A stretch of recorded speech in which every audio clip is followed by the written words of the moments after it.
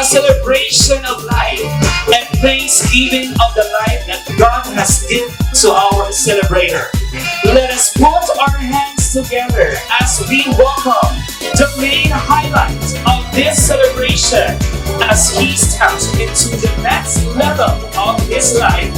Ladies and gentlemen, let us give a round of applause to Sir Shamar.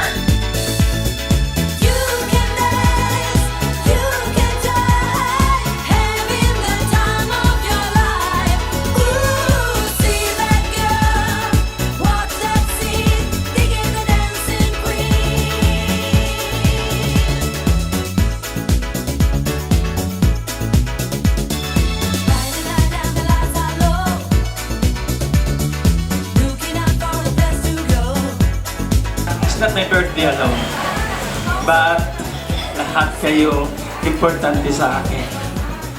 Kayo mga tao nag-invite ko, nag-inspirasyon ko sa journey ko simula sa pag-umpisa ko trabaho sa Manila hanggang ngayon.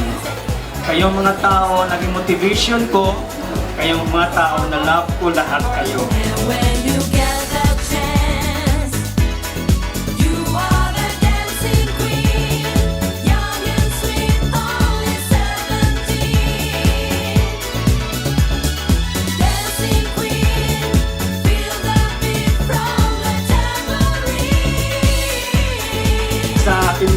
Lahat ng tao, importante kayo sa akin.